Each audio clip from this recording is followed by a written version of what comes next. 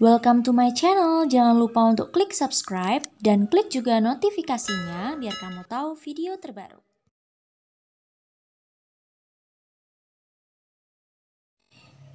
Oke, kita masuk ke chapter 8 dari Come Back With You, yaitu terbiasa. Syah, sepertinya kita akan tidur nyenyak kali ini. Laluna bersandar di pintu sambil memandang Sania. Iyalah, aku tidak menyangka ternyata kastil itu memang tempat penyiksaan. Buktinya saja pencuri bisa hidup enak di sini.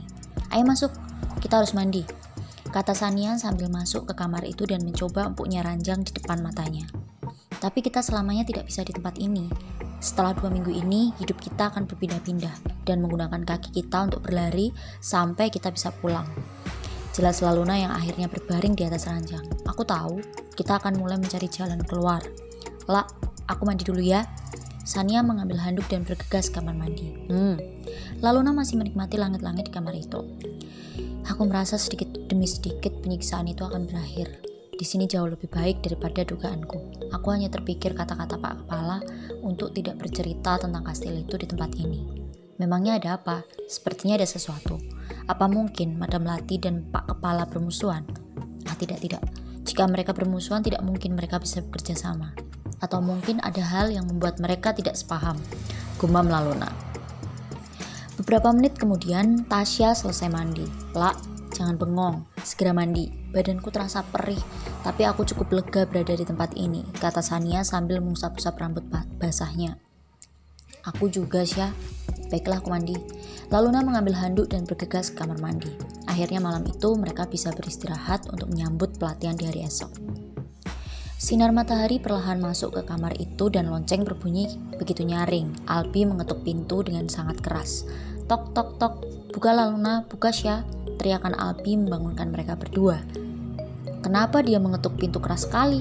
Laluna menguap dan meregangkan ototnya, tidak lupa dia memasang topengnya lalu beranjak dari tempat tidur dan membuka pintu. Ada apa, Albi? Laluna masih menguap. Peraturan di sini jika tidak bangun pagi, maka tidak akan mendapatkan sarapan. Aku lupa memberitahukan semalam. Jika kalian sampai tidak makan, aku bisa kena marah Pak Kepala. Ayo cepat ke ruang ke tengah. Albi mengajak mereka berdua. Tanpa berpikir panjang, Laluna dan Sania hanya mengenakan celana training dan kaos, akhirnya mengikuti Albi yang sangat tergesa-gesa itu. Betapa terkejutnya mereka saat melihat banyak pria sangar dan wanita-wanita kekar sedang menyantap beberapa porsi makanan yang melimpah itu. Sepertinya di sini tidak ada orang menderita. Bukankah mereka semua pencuri? Laluna penasaran karena mewahnya makanan di pagi itu. Jangan terkejut, hal ini biasa. Pencuri kelas kakap adalah pencuri kaya raya. Hampir semua orang di sini punya penghasilan jutaan. Mereka punya rumah mewah dan apartemen di luar gedung ini. Tapi kontrak untuk mengumpulkan hasil curian tetap penting, jawab Albi sambil mengambilkan piring untuk mereka berdua. Ini gila, pencuri macam apa sampai dihalalkan di negara ini? Apa mereka setelah kaya tidak bisa menjadi orang biasa dan mungkin berhenti menjadi pencuri? Tanya Sania semakin heran. Mereka ada yang sudah pensiun, tapi mungkin bentuk terima kasih dengan Pak Kepala yang menjadikan mereka hidup enak. Seperti sekarang, makanya mereka masih terus datang. Mereka itu semua gelandangan yang kelaparan dulu. Pak Kepala juga tidak punya uang, makanya dia membuat agensi ini. Dengan cara mencuri, mereka bisa makan dan bisa hidup layak. Pak Kepala hanya ingin menolong. Aku sadar caranya salah, tapi nasi sudah menjadi bubur dan mereka sudah terbiasa dengan profesi ini. Jelas Albi yang juga mengambil nasi dan lauk pauknya. Oh, jadi begitu. Aku ada satu pertanyaan untukmu. Bisakah kita bertiga makan di sebelah sana? Laluna meminta Albi. Baiklah. Albi hanya menurut dan Sania juga mengikutinya. Mengapa aku dan Tasya tidak boleh membicarakan tentang kastil itu di tempat ini? Laluna mencoba berbicara lirik. Bisa tidak kita ganti topik? Aku bisa kena marah kalau membahas hal ini. Albi sepertinya merasa takut. Albi, aku mohon, aku sangat penasaran. Laluna mencoba memohon. Melihat mereka benar-benar memohon, akhirnya Albi luluh juga. Baiklah, hanya sekali. Jawabannya karena Pak Kepala tidak ingin mereka semua tahu bahwa kastil itu menyimpan dunia kejahatan melebihi apapun. Sedangkan agensi ini didirikan untuk menolong orang. Mengapa kok Gedung Putih satu agensi dengan kastil itu? Karena dulu Pak Kepala sempat terjerat hutang, makanya Gedung Putih ini dibeli oleh pemilik kastil itu dan dijadikan satu agensi. Kemarin Pak Kepala sedang mengurus untuk memisahkan agensi ini lagi karena hutangnya sudah lunas. Ketakutan Pak Kepala jika kejahatan kastil terbongkar, maka gedung ini akan ditutup. Jika masih dalam satu agensi yang sama, Pak Kepala akan sangat terpukul jika gedung ini ditutup. Jelas Albi. Oke, cukup aku tidak akan membahasnya lagi, tambah Albi. Terima kasih banyak Albi, ucaplah Luna. Berarti aku tidak bisa gegabah, agensi ini tidak boleh disangkut pautkan dengan kastil itu.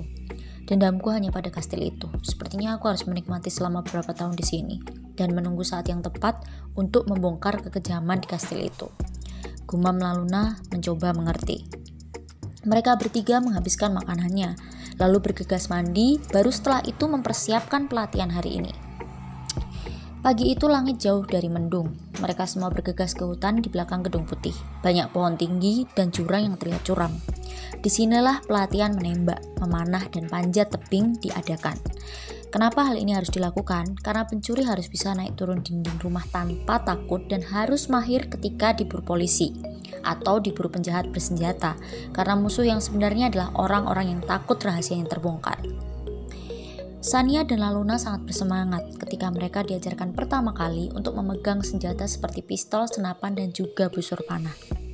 Di sana juga diadakan kompetisi untuk menembak dan memanah untuk pemula.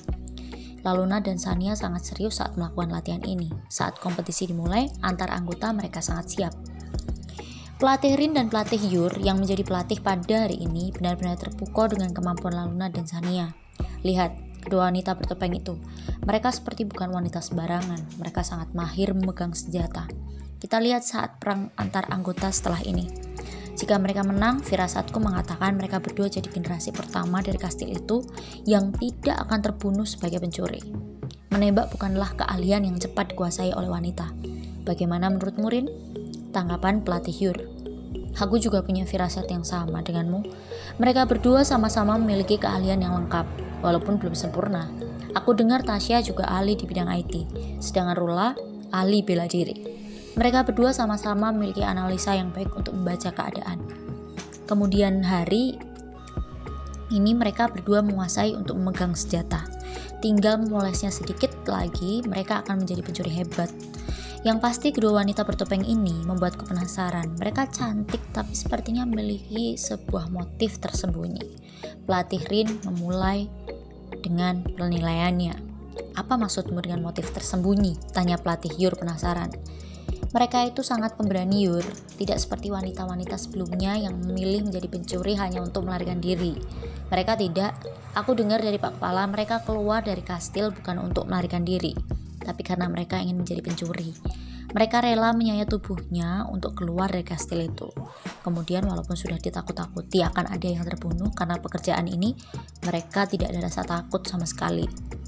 Aku paling penasaran dengan Rula. Dia terlihat wanita cerdas, bukan wanita yang mudah ditipu. Pertama kali aku melihatnya, entah firasatku mengatakan wanita itu mungkin tidak akan terbunuh, tapi bisa jadi menjadi pembunuh. Menurutku walaupun dia masih muda, tapi tatapan mata itu penuh dengan dendam. Analisa seorang pelatih Rin. Benarkah begitu? Baiklah, kita akan segera melihat perkembangannya. Pelatih Yur sedikit terkejut. Kompetisi perang antar anggota dimulai dengan pistol mainan didesain benar-benar dalam sebuah game yang mengharuskan mereka waspada. Laluna dan Sania sama-sama melawan keduanya. Cukup cekatan saat beralih dari satu bilik ke bilik yang lain. Benar dugaan para pelatih, kedua wanita itu memang Wonder Woman. Mereka benar-benar menguasai cara menembak. Dor! Suara tembakan. Raza berbalik dan terkena peluru yang membuatnya harus mundur. Sekarang tersisa Laluna dan Sania. Mereka berdua tetap bersikap profesional. Ketika harus berlari, melompat, dan menyergap, akhirnya mereka berdua tertembak bersamaan. Saat pertarungan berakhir, pelatih Rin dan Yur mendatangi mereka berdua dan bertepuk tangan. Hebat, kalian sangat menikmati peran ini. Sepertinya ada ambisi di diri kalian, tapi overall we like this. Aku penasaran kenapa kalian tidak ingin membuka topeng itu. Puji pelatih Yur. Karena ada luka di balik topeng ini. Aku tidak ingin kalian merasa jijik melihatnya. Jawab Laluna sambil tersenyum. Oh, apa lukanya sangat mengerikan? Tanya pelatih Yur sekali lagi. Ya lumayan, jawab Tasya. Lumayan. Kami kembali ke gedung dulu pelatih, kata mereka berdua meninggalkan hutan itu.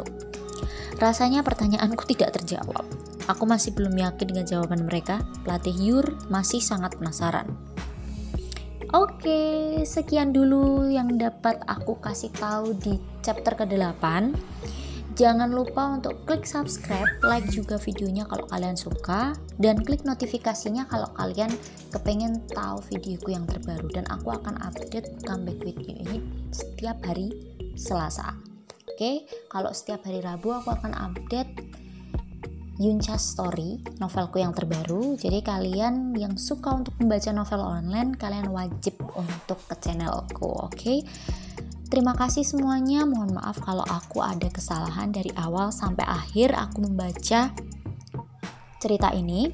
Semoga kalian suka dan bye-bye.